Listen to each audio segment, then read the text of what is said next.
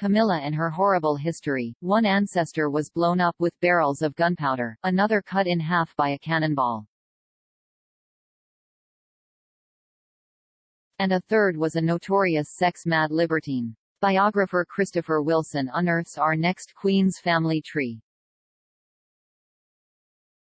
Meet the family: kings, queens and a pack of barons. Camilla's family tree connects her with at least 7 dukes, 6 marquises, 15 earls, 7 viscounts and 8 barons. She also descends directly from Jeanne, Queen of Navarre (1528–72), King Henry IV of France (1533–1610), King Frederick II of Denmark and Norway (1534–88), Mary Queen of Scots (1542–87), King James VI of Scotland and I of England (1566–1625), and King Charles II (1630–85). She's also related to the Queen through their mutual ancestor John Lyon, 8th Lord Glamis (1544–78), and to Princess Diana through William, the 2nd Earl of Albemarle (1702–54). Yes, Prime Minister. They are all related to the Duchess. Camilla counts 3 British Prime Ministers among her relatives. First, George Canning, the shortest-serving premier, who lasted just 119 days in Downing Street before his sudden death from pneumonia at the age of 57 in 1827. The second, Alec Douglas Home, also had a short career at number 10, a mere 363 days, ending in 1964. Henry, Lord Palmerston was twice Prime Minister, holding positions of state almost continuously from 1807 to his death in 1865. Camilla is also related to Sir Allan MacNab, who was Prime Minister of Canada from 1854 to 1856. Bluebloods, an odd job man, a war hero. And a womanizer. One attribute that has endeared Camilla to the nation over the years is her common touch, joshing with the public, happy to defer, ready to take a joke. Maybe that's because, among her blueblood ancestors, there's a central core of working-class stock. Her father's mother, Margot Tippett, was the daughter of an odd job man, and the granddaughter of a London butler, Henry Harrington, who polished silver below stairs. Harrington was considered courteous and efficient and rose to be a gentleman's gentleman in the Belgravia household of a much-decorated army general, Sir Richard England. Harrington and his wife had 12 children who grew up to become clerks and saleswomen, garage mechanics and shop assistants. One was a jobbing violin player. Harrington's granddaughter Margot started work as a milliner but with the outbreak of the First World War retrained as a secretary. In her job, she met the journalist Philip Morton Shand, who was working at the War Office. His Eton and Cambridge-educated father was engaged to Irish author Constance Lloyd, who ditched him for Oscar Wilde. Shand SNR went on to wed Augusta, a shipping heiress, and their son Morton was schooled at Eton, Cambridge and then the Sorbonne in France. He and Margot married in 1916 and 9 months later she gave birth to a son, Bruce Middleton Hope Shand, Camilla's father. Morton went off to serve in the Royal Field Artillery, and that, effectively, was the end of the marriage. Margot remained close to Morton's parents and it was they who largely brought up her son. By now she'd cast aside her working-class origins and remarried. Her second husband was a golf course designer, Charles Tippett. For a time, Camilla's infant father spent time with his mother and stepfather in the U.S. Morton, an incorrigible womanizer, married 3 times more. In 1926, he was kicked out of France after a divorce from his third wife, the daughter of velvet manufacturers in Lyons. The divorce judge told him, "Turn your attentions to another country." Soon after, he was sued for bankruptcy and in another divorce hearing was denounced by the judge, who said a little wholesome publicity might curb your behavior. Margot was no more a mother than Morton was a father, and their son was soon back in England with his grandparents before being shunted off to Rugby Public School.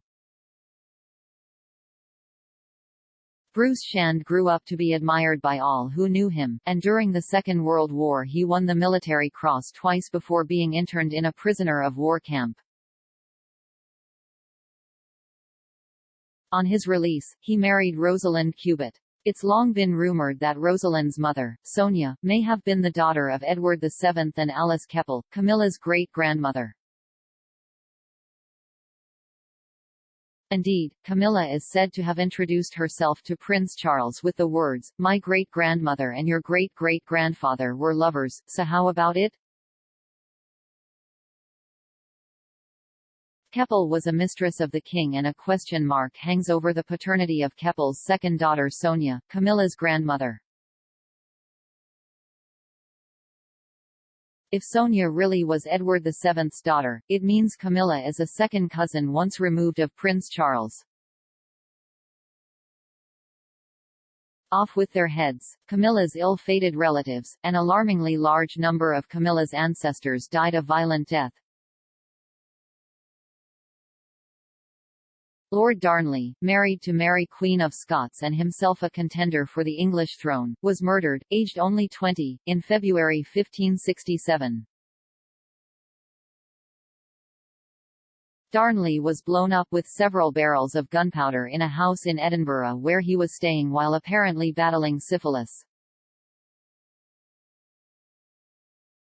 His naked body was found strangled in a nearby orchard, along with that of his valet. His murder remains one of history's most notorious unsolved crimes. Next comes John Lyon, Lord Glamis, also an ancestor of our Queen, accidentally killed in 1578 aged 34 in a street brawl in Stirling. He was Lord High Chancellor of Scotland. He was shot through the head, and a contemporary ascribed his unfortunate death to his height. Robert Douglas, Master of Morton, went missing in 1585 aged 23 somewhere off the Barbary coast. Search parties were sent from England but he was never discovered. No one knows if the Scottish aristocrat was killed by pirates or ended his days in slavery in Algeria. More detective work is still required to fill in the details of the unexplained murder of Agnes Fleming, Lady Livingston, an attendant to Mary Queen of Scots, who is linked to Camilla. While travelling in England in 1597, she was murdered, no motive is known. Among her 7 children was one of Camilla's ancestors, Jean Lady Elphinstone. Another brutal death of one of the future Queen's forebears was meted out to Robert, 1st Earl of Kingston during the English Civil War. The royalist was accidentally killed by his own side in July 1643, captured by the Roundheads. He was being transported as a prisoner to Hull when royalist forces fired at his captors and Kingston's body was cut in two by a cannonball. Another victim was Sir John Gordon, executed, aged 34, in Edinburgh in 1644 for supporting King Charles I in the Wars of the Three Kingdoms. James Stuart, Earl of Moray, carries the dubious distinction of being the first person to be assassinated by a firearm, in 1592.